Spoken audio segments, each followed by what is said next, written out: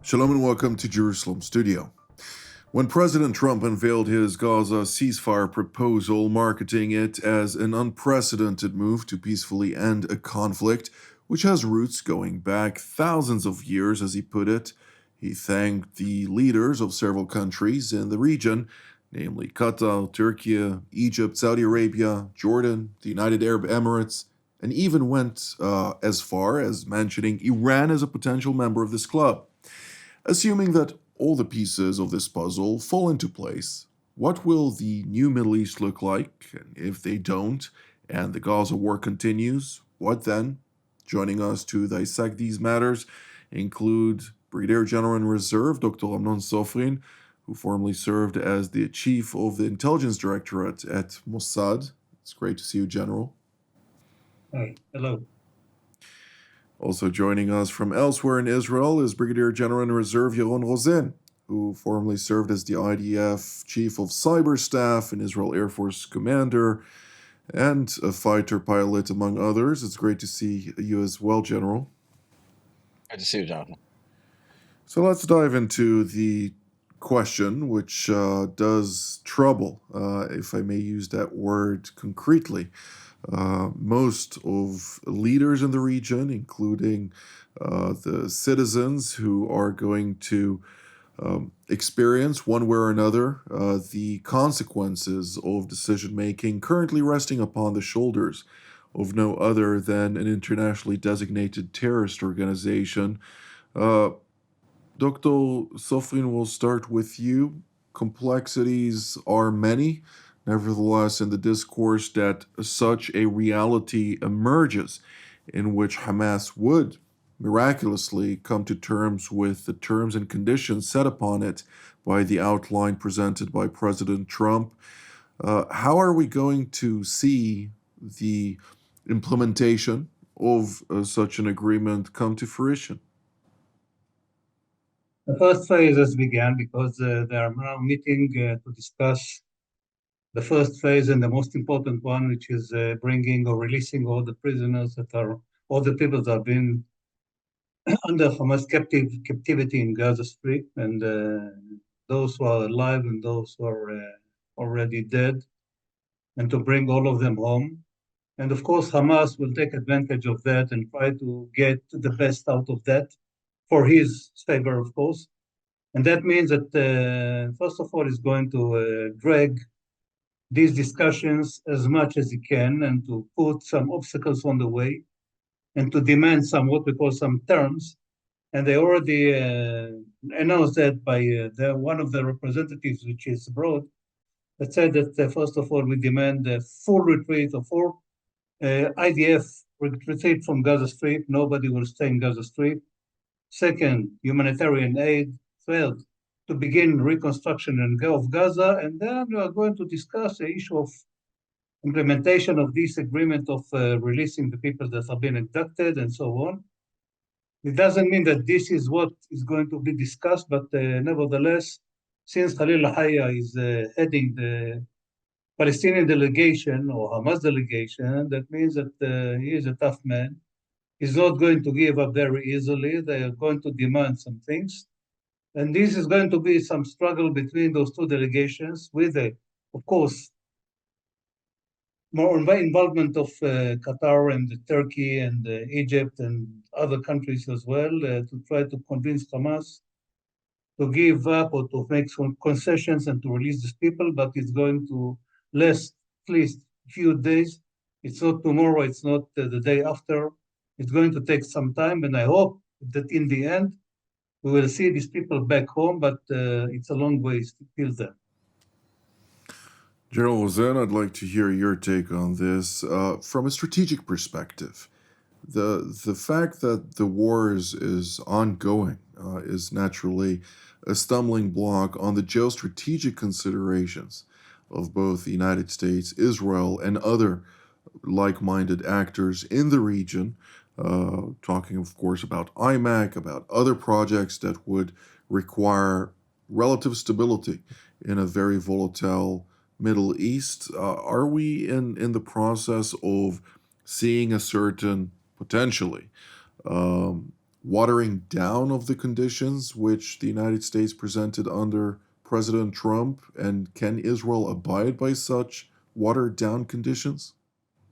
Yeah, let's try to rise to the strategic level as you suggested, Jonathan. I think that if President Trump's new peace initiative is to shape a real new Middle East, Israel has to be very smart now. On one hand, not to base our future on dreams and build real new foundations and change the axis of influence, from the old axis of influence to new axis of influence. Now, from my perspective, I think that President Trump did something very interesting. I think he's betting on actually two Sunni axes at the same time for different reasons, and I want to highlight this. First, there's the Abrahamic countries. Okay, so expanding the Abrahamic track through Saudi Arabia, and then pulling Egypt, even though we have a peace deal with Egypt for decades, getting Egypt into this axis with Jordan, with Syria, and even Lebanon.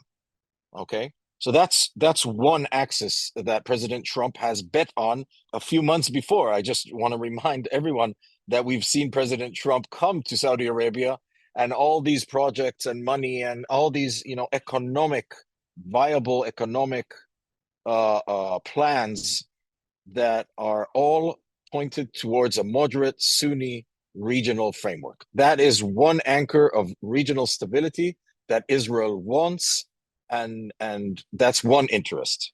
The second interest, which he bet at the same time, which is how he spoke about Turkey and Qatar. Okay, he's repositioned Turkey and praised Erdogan for various reasons, which are important for strategic stability in this region, and also has a new defense pact with Qatar.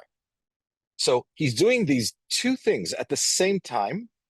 And what he's doing, I think, with the second one, this is the strategy of hold your, I won't call it enemies, but adversaries close. Okay, it's better to hold Turkey close to you than to push them away from you for various reasons that we can discuss later. So in short, Israel needs to mirror Trump's regional playbook, which he's playing out right now, and balance deterrence with diplomacy. On one hand, expand the Abrahamic Accords, and on the second, at the same time, try to work under President Trump to reconstruct some kind of new pact or new discussions, diplomatic, even with Turkey and Qatar. And guess what? There's this thing called Gaza that we need to deal with, and that has a lot to do with both of these sides. A very interesting point, General Rosen.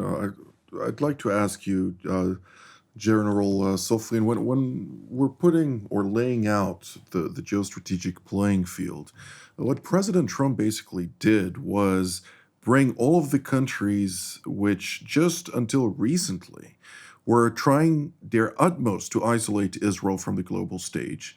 They have been proactive in their activities to achieve that goal, particularly after the strike on the Hamas leadership in Doha, which we saw the Qataris, despite knowing ahead of time that this attack was going to take place, trying to utilize it to their advantage, so to speak, in their rivalry against Israel, and turning things all around, setting basically a position where they all accept President Trump's 21-point outline.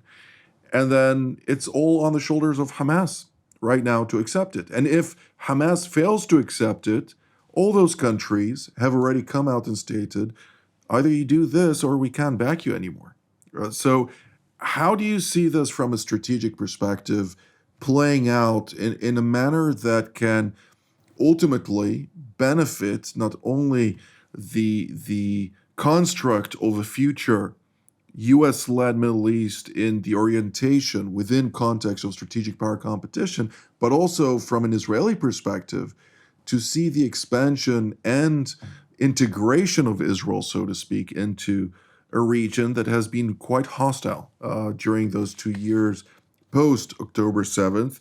And let us not forget that according to the clause 20 of this 21-point outline, it says that when Gaza's redevelopment has been advanced and the PA reform program has been implemented, the conditions may be in place for a credible pathway to Palestinian statehood, which is recognized as the aspiration of the Palestinian people. A play on words, of course. The United States does not say it's going to endorse the political roadmap to a Palestinian state, but nevertheless, it does provide the foundation for normalization between Israel and the Kingdom of Saudi Arabia, which this was the prerequisite that the Saudis demanded prior to the launch of the October 7th attack.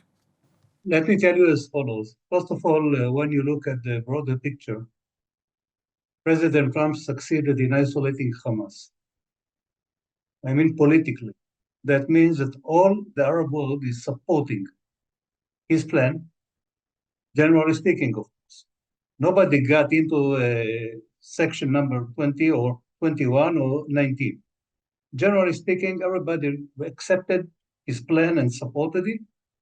And by that, Hamas found itself for the first time, ever since this war began, isolated, meaning the whole world is supporting the Arab world, supporting President Trump's plan, and therefore Hamas is now in a minority and he has to fight by his own. It's not supported by anyone. That's part A. Part B means that if you look at the broader picture within the Middle East, there are some kind of entities. The first one is what we call, as General Rosen defined it, what we call the countries that are part of what we call Abraham Accords. And the second one, and I will isolate two countries, I mean Qatar and then Turkey, that are supporting, first of all, Muslim Brotherhood and, of course, are not supporting Israel and are not in favor of Israel, even though they are negotiating and are part of what we call negotiations for the day one, I mean Qatar. Turkey just joined that because President Trump brought it in by his own initiative without asking Israel if Israel agrees upon that, and by the way, promising that Turkey will receive from the American administration advanced weapon systems that were denied by the former administration of President Biden, namely F-35s and other goods that will encourage Turkey to join the big effort and to become part of this coalition that is trying to apply pressure on Hamas. Now, Israel is not a very good friend with Turkey, and I don't believe that tomorrow morning we are going to shake hands and hug each other. It will take time because there is a lot of bad blood between these two countries. Qatar, we know exactly what Qatar means, and Qatar is under this contract now, or defense pact between Qatar and between the American administration, and that means that the American administration is trying to put a block against Iran, namely, and to protect its own great garrison that are positioned in Qatar. And this is the main idea. And if you look at the broader picture totally, that means that the Americans, first of all, succeeded in isolating Hamas. Second, they brought Turkey inside without considering what Israel will think about that.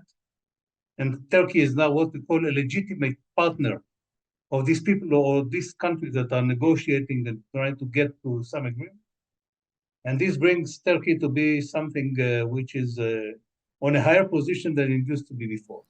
Thank you, General Sofrin.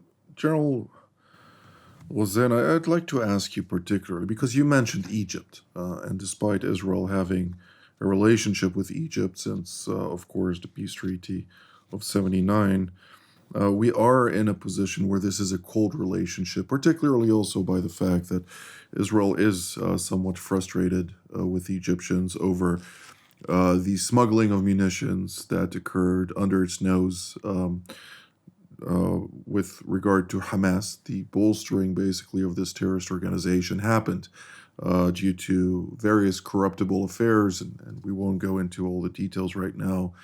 But nonetheless, Egypt is faced also with challenges. The main challenge that it faces right now is Turkey is encircling it very much similarly to what the Iranians did to Israel for quite some time, be it in deepening its that is Turkey deepening its hold over Libya in collaborative affairs that amplify its national interests, particularly vis-a-vis the Tripoli government versus, of course, the Marshal Haftar regime in the eastern part of Libya that is backed by the Egyptians, to try and push back on the Muslim Brotherhood in the Tripoli capital.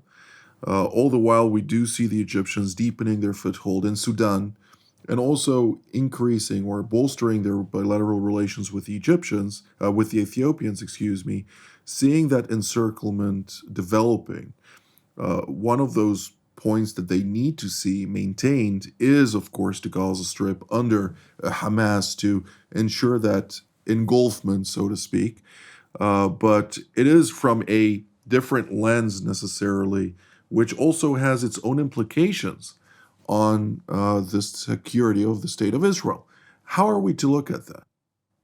I think if we look at Egypt, Egypt has its own aspirations, and it's sort of caught in between Turkey and Saudi Arabia, and on this in this leadership, in this millennial leadership that the Turks have their Ottoman ambitions, and hey, we were here for the longest ever, from all of you guys, like West, East, we were here 800 years, the rulers, this is ours. The Saudis have their own aspirations, as we see, stemming mainly from their wealth and their stable kingdom so far. And Egypt have their thousands of years of history, and Egyptian history plays a role in how they look at, first of all, at themselves as leaders of a different type of Arabism. If you add to that the Muslim Brotherhood challenge that they have internally, the military circles and the citizens of Egypt and the Muslim Brotherhood, which was defeated when the coup with Sisi occurred, is something you have to hold the lid over. It's not something which is defeated and it's gone. It's there. There are 100 million Egyptians that need to be fed, and I think from that standpoint, I think Sisi is the realpolitik here is pretty simple. I think he will go to where he sees more geopolitical influence. Where can he get more support for Egyptian projects? And that is from the Saudis. I think the investments from the Saudi side are deeper than any other ones.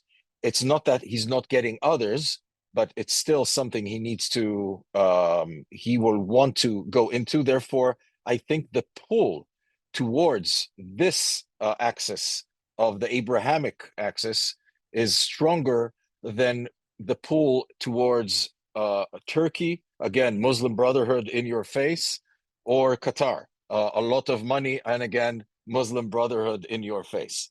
So I think that Egypt, also from the geography, the Red Sea, the freedom of navigation, the Suez Canal, all those things point towards Egypt leaning towards Saudi Arabia rather than to Turkey and Qatar. That's how I see, both from a physical standpoint and from the dynamics of pan-Arabism that we see every time they meet.